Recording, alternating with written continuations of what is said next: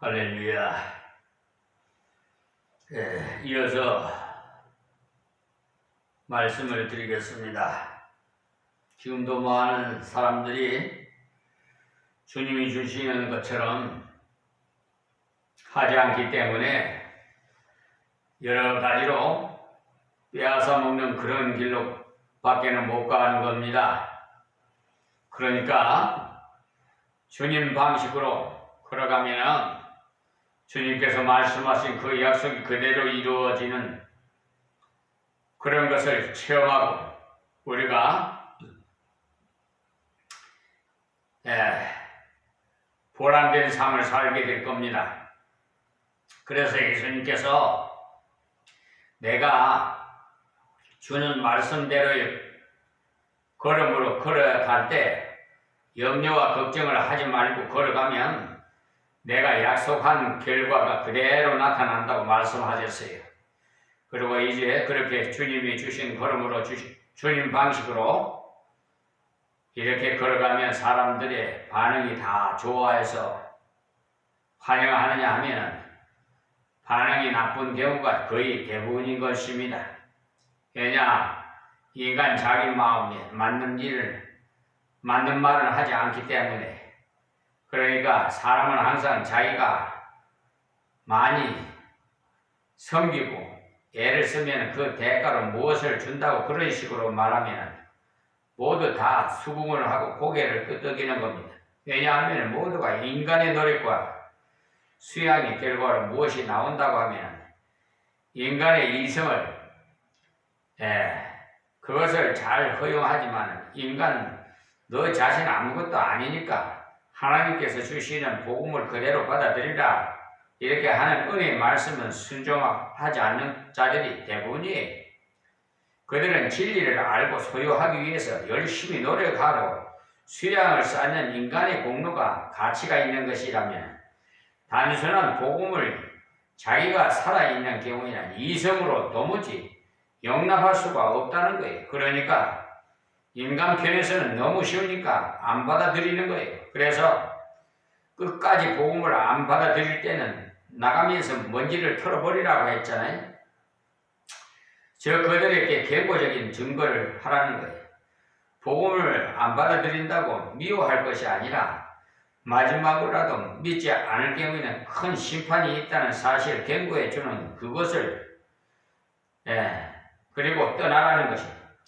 그리고 복음의 그 증인이 핍박을 당하는데 그 핍박이 먼저 회당에서부터 온다고 했어요. 그러니까 회당은 공회, 총독, 임금 이렇게 핍박이 온다는 거예요. 핍박이 멀리서 오는 것이 아니에요. 오히려 교회 안에서 소위 말하는 형식적인 교회에서 핍박을 더 받게 되고 그럴 가능성이 많아요. 그 때문에 우리가 그런 핍박을 받을 때 이상한 일 당하는 것처럼 생각하지 마시고 이것은 극히 정상적인 것이라고 생각해야 합니다. 그래서 교회 안에서도 아주 복음적으로 살아가려고 하면 율법주의 신자들과 부딪히게 돼요. 그 다음에 조금 더 나가면 종교인들이 정치와 야합을 해갖고 임금들과 이방인들을 핍박하는데 앞세우게 되는 것입니다. 요즘도 그랬잖아요. 저 정광훈 목사 야단이잖아요 지금. 장경동 목사 할 것 없이 김문수 보니까 차기 대통령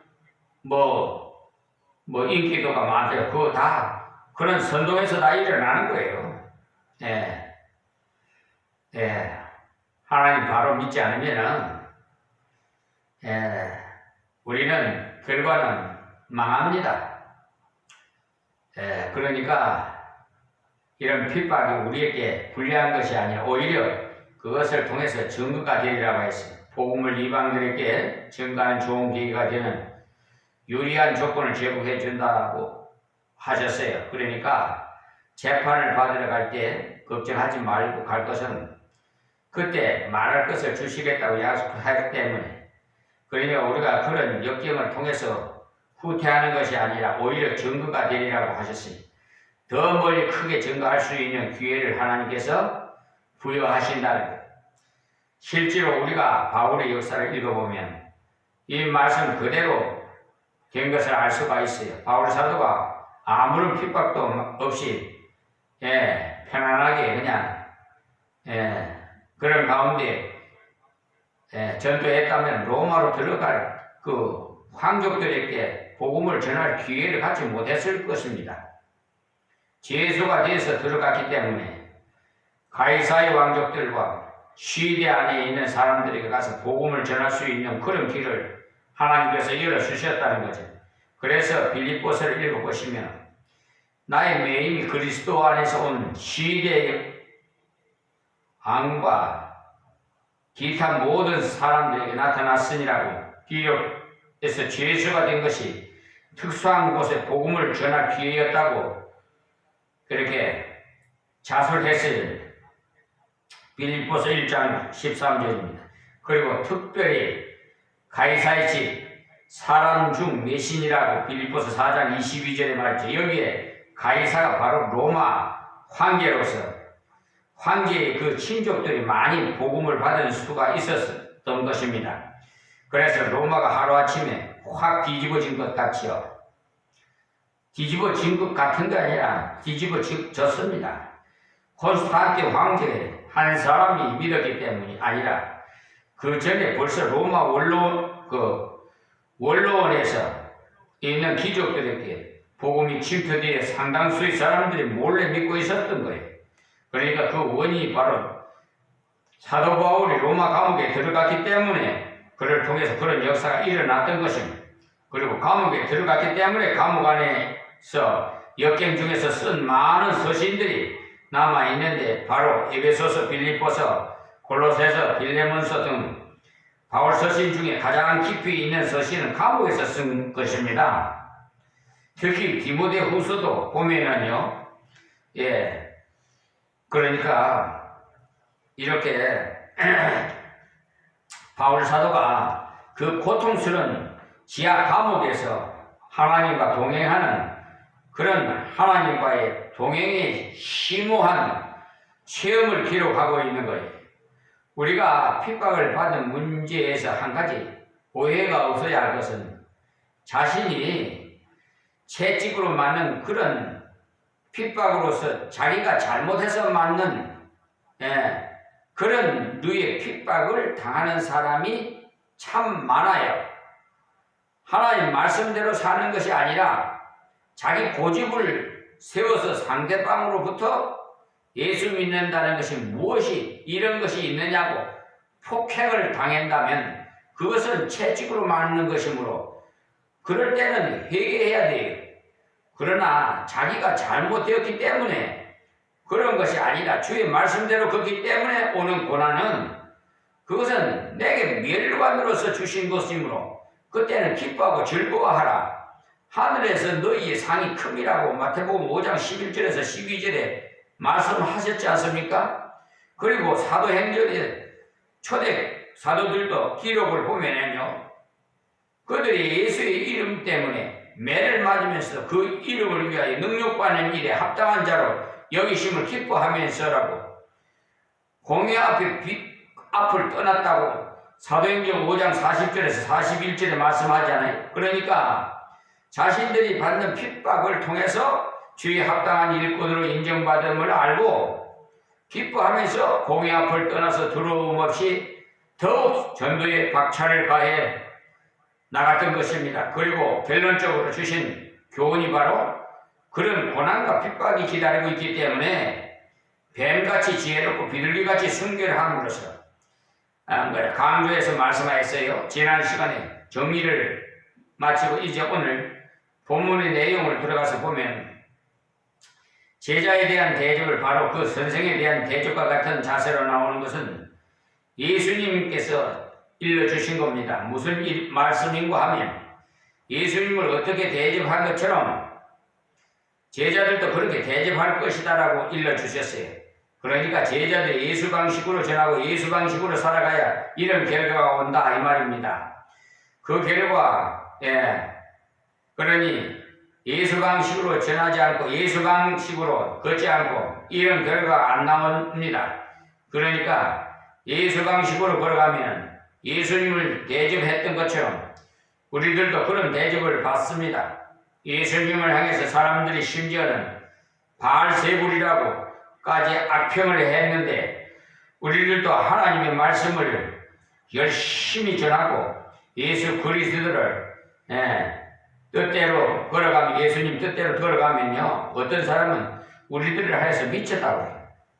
그럴 때 우리는 섭섭하게 생각할 거 없어요. 지극히 정상적으로 대접을 받는다는 사실을 알아야 돼요.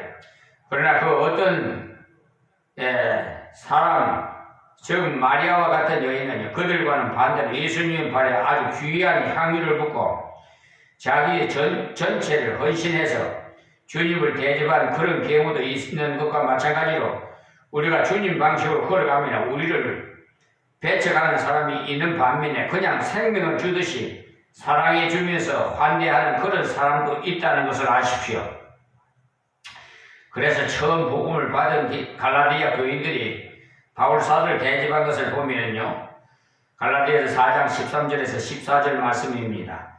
내가 처음에 육체의 악함을 인하여 너희에게 복음을 전한 것은 너희가 아는 바라. 너희를 시험하는 것이 내 육체에 있으되 이것을 너희가 없이 여기지도 아니하며 버리지도 아니하고 오직 나를 하나님의 천사와 같이 또는 그리스도 예수와 같이 영접하였도다라고 했어요. 그러니까 갈라디아 교인들이 처음 복음을 바울 사도로부터 받을 때는 걸림돌이 될 만한 그런 바울의 그 인간적인 약점들이 많았어요. 위대한 그 종이라고 하면서 다른 사람들이 병은 척척 낫게 하면서도 자기는 몸도 약하고 눈에는 눈곱이 끼어 불결하기가 그지 없었으니까 얼마든지 바울의 사도권에 대해서 회의를 가지고 시험에 들 가능성이 있었으나 그들이 복음을 바로 받아들일 때는 바울 사도를 하나님의 천사와 같이 그리스도 예수와 같이 대했다는 것입니다.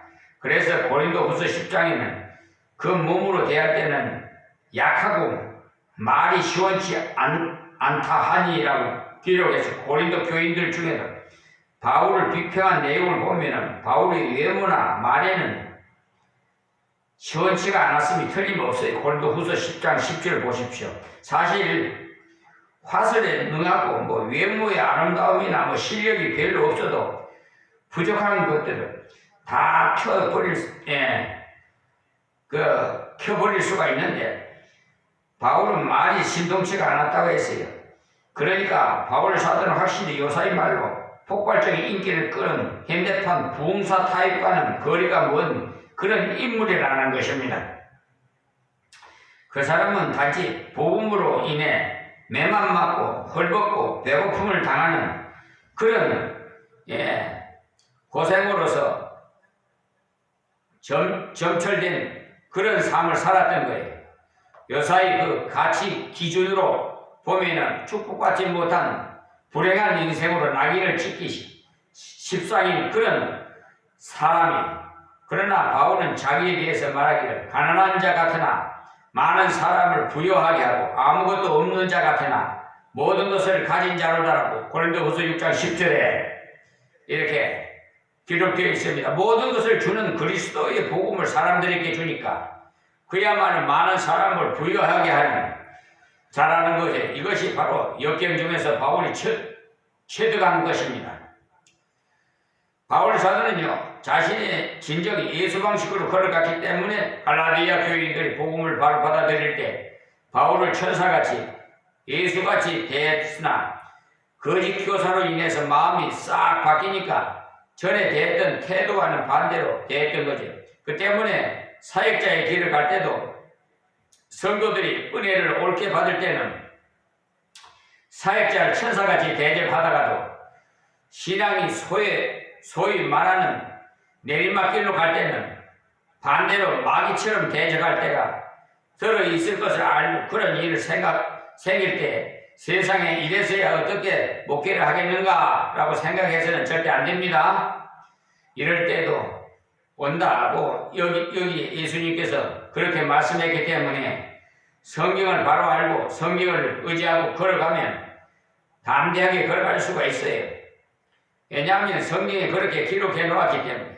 그래서 베드로 사도는 말하기를 너희를 시련하려고 오는 불시험을 이상한 일 당하는 것 같이 이상히 여기지 말라고 베드로전서 4장 12절에 말씀했어요. 그러니까 그런 핍박과 시련은 원래 있는 것이라는 말이에요. 그래서 이런 일 당하는 것을 이상한 일 당하는 것처럼 생각지 마십시오. 여기 보면은 제자에 대한 대접이 선생을 대접하는 것 같이 같은 자세로 나온다고 일러주십니다. 그래서 핍박과 고난과 오해가 있을지라도 결코 타협하지 마십시오. 하나님의 뜻을 따라서 진리의 길을 걸어가면 올바로 깨닫고 정성으로 대접하는 적은 무리도 있다는 사실을 알고 위로와 용기를 얻어서 끝까지 주를 따라보면 봉사해야 하는 것입니다. 우리가 교육을 해보면 꼭 그래요.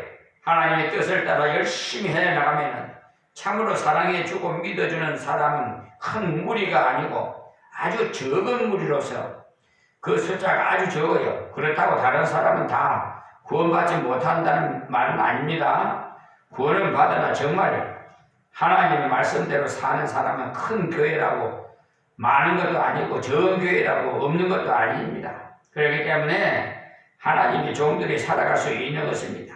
그러니까 이와 같은 일을 소위 목사만 경험하는 것이 아니라 우리 모든 하나님의 자녀들이 다 제자의 걸음을 걸을 때 똑같은 대접을 받는다는 사실을 기억하십시오.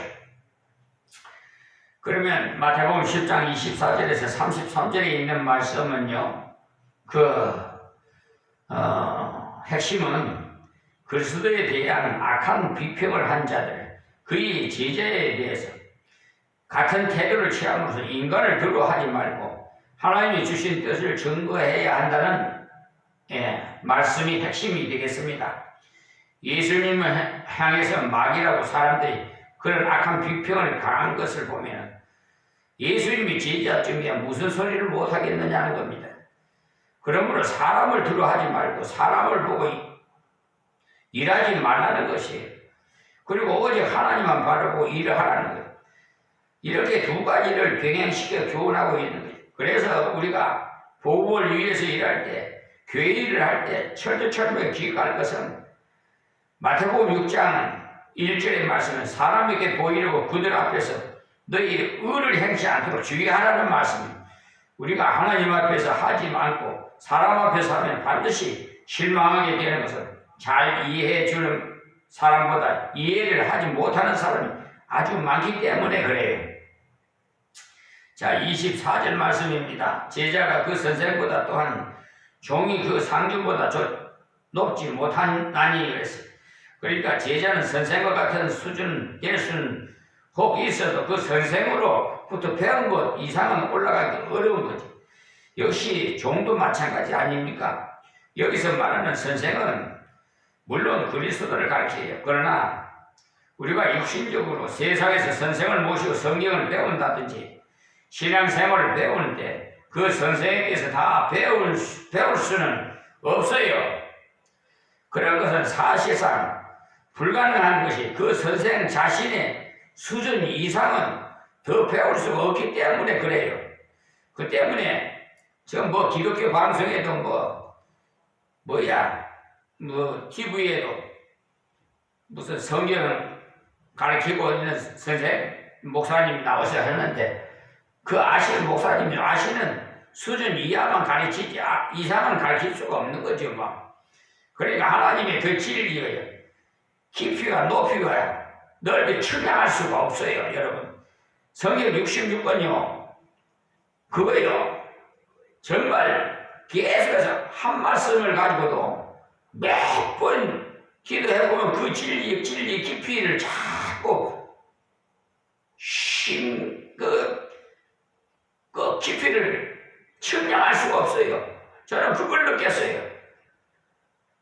성경을 한번 말씀 한독할 때나 두독할 때나 백독할 때나 틀려요. 차원이. 그리고 그냥 뭐 구렁이 담 넘어가듯이 그냥 슬쩍 지나가 버리면 몰라요. 그냥 심취 있게 깊이 있게 기도하고 성령의 조명 안에서 읽어야 묵상해야 그 깊이를 알 수가 있어요. 하나님이 지혜를 주셔서. 그러니까 그냥 건성으로 그렇게 뭐 자랑하려고 나 몇 독 했다, 뭐 100독 했다, 뭐 200독 했다, 뭐 이런 자랑하려고 그런 걸 하면 안 돼요. 여러분에게 제가 추천하고 싶은 것은요, 성경을 통독할 때 미리 기도하시고, 성령의 지혜를 받아서 묵상하는데 덧붙여서, 필독을 하십시오. 필독을 하시면 더 여러분 제 시키는 대로 하시면 더 은혜를 받고 뭔가 좀 잊어지지 않는 것이 있을 거예요. 여러분을 위해서 말씀드립니다.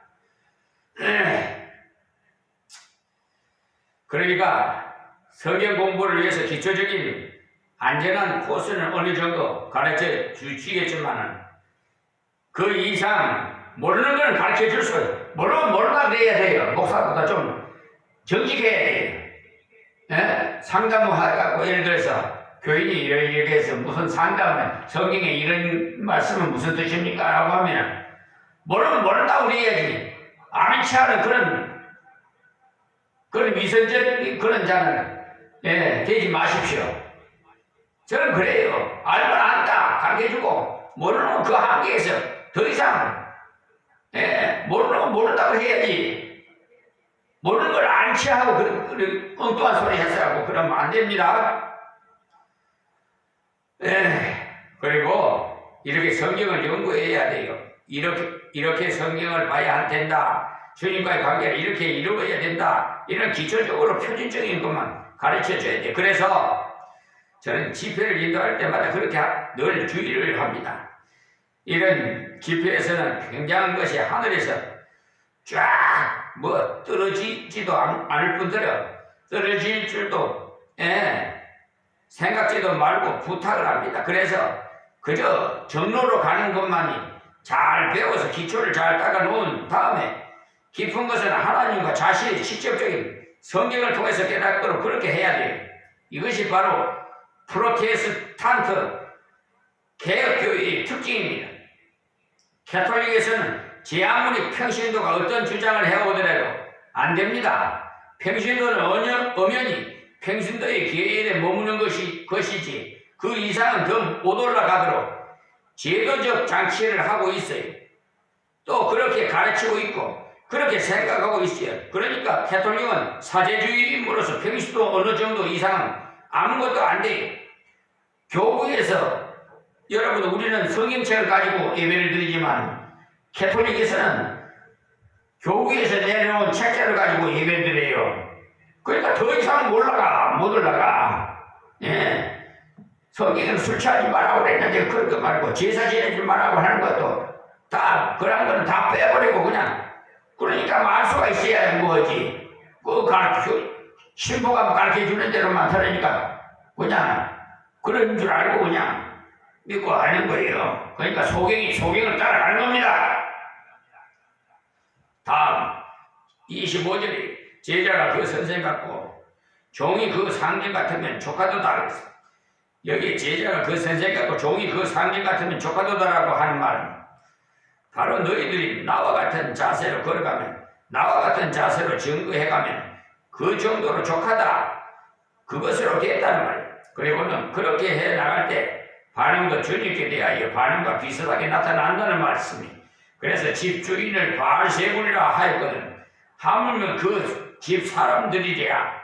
여기에 집주인은 예수님 자신을 가리켜서 그렇게 말씀하고 있어요. 그러니까 주인을 가리켜서 바알세불이라고 했습니다. 그 집의 주인을 따라다니는 사람은 물론 마귀 새끼라고 하지 않겠느냐 말입니다. 그러므로 그런 비방과 악평에 대해서 너무 이상하게 생각하지 말라는 것.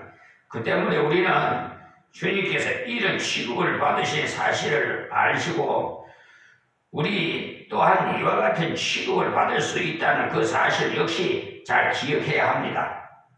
여기에 예수님이 말씀대로 주의 제자는 선생과 같은 수준에 오르면 족한 것임으로써 주님을 비평해서 마귀의 왕이라고 했으니까 주의 제자 역시도 같은 악평을 받을 수도 있음을 알고 사람의 칭찬을 기대하지 마시고 주의 보내신 사명을 깨달아서 담대히 복음을 증거해야 하는 것입니다.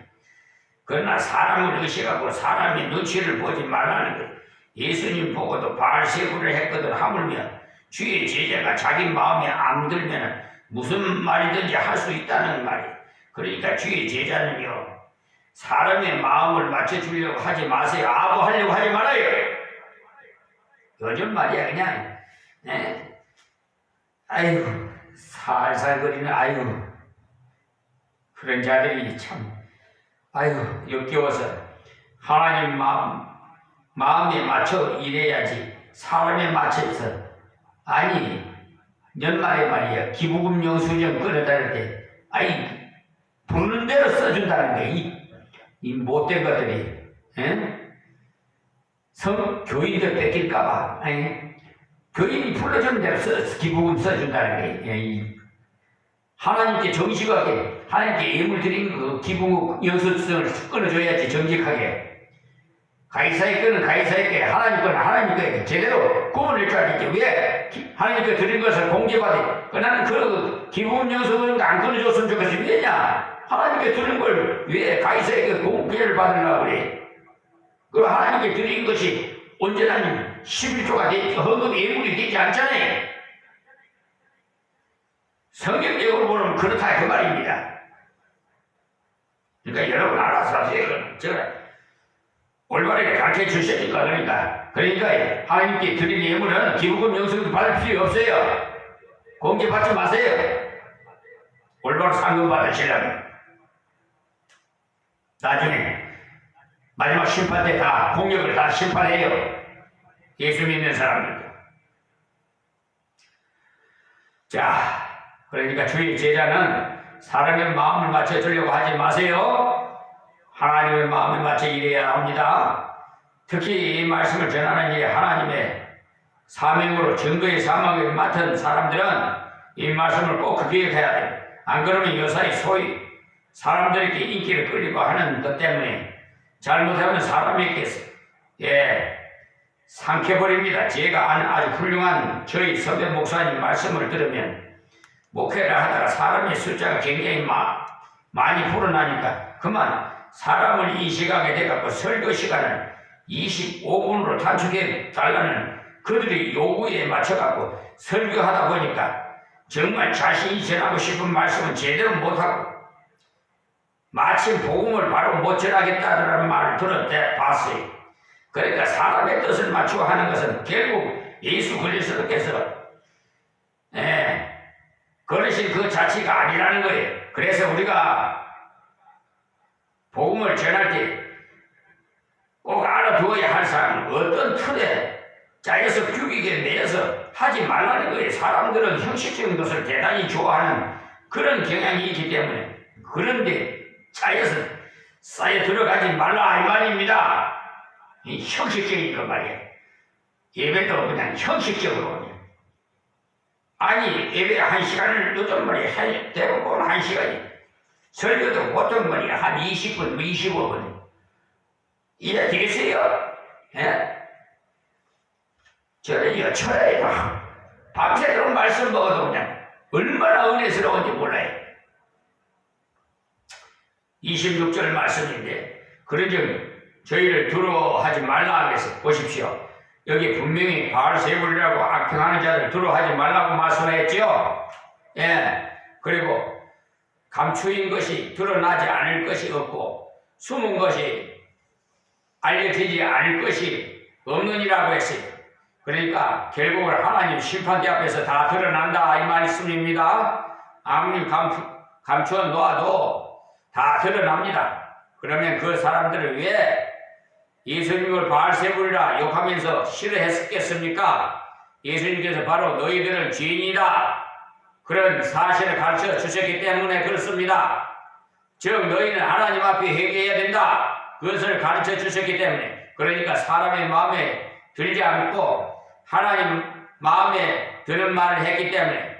그런데 역사의 그 종말에 가서는 다 알려지게 되어 있으니까 결국 하나님 뜻대로 드러내지 아니하고 놔둔 것은 나중에 하나님께서 심판대 앞에 드러내면 그야말로 그건 불행한 일인 것이, 사실 우리 자신이 하나님 앞에 먼저 자신의 부족을 자백하면서 드러내야 되지, 심판대 앞에서 하나님께서 드러내실 경우에 그야말로 그것은 매우 불행한 일이 됩니다. 그래서 여기에 그것을 말씀해 주신 거예요.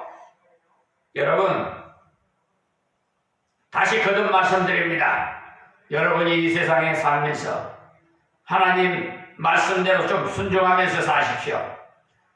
그러기 위해서 여러분이 행한 대로 뿌린 대로 거둔다는 사실 진리를 아세요? 예, 기부금 영수증 받지 마세요.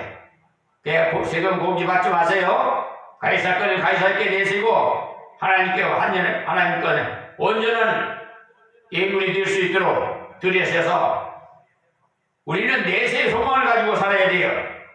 이 세상은 잠깐이에요. 고작 살아봤자 100년 전후예요. 영원 세계에 가서 상금은 여러분 하나님 앞에 가서 복날 12보좌에 앉아서 그 12진주문을 들어가서 황금같은 그런 우리를 예비해 놓은 집에 가서 살 때 얼마나 좋겠어요. 근데 불 속에 유황불에 들어가고 예를 들어서 구원은 받되 불 속에서 구원과 받은 것과 같으리라고 그런 데 가서 살겠습니까? 예? 오늘 여기서 말씀 뵙겠습니다. 하나님 고맙고 감사합니다. 주신 말씀 아버지 하나님 다 하나님 들어서 은혜가 되게 하시고 복이 되게 하시고 저들이 변화받는 역사가 일어나게 해 주시옵소서. 이방인들도 구원해 주시고 저 북한에 있는 우리 동포들도 불쌍히 여기서 구원해 주셔서 이 땅에는 전쟁이 없는 나라, 평화스러운 나라, 살기 좋은 나라, 어느 나라보다도 정말 하나님의 은혜와 복을 누리는 복된 나라가 되게 하여 주시옵소서. 예수님의 이름으로 기도합니다. 아멘. 하나님 감사합니다.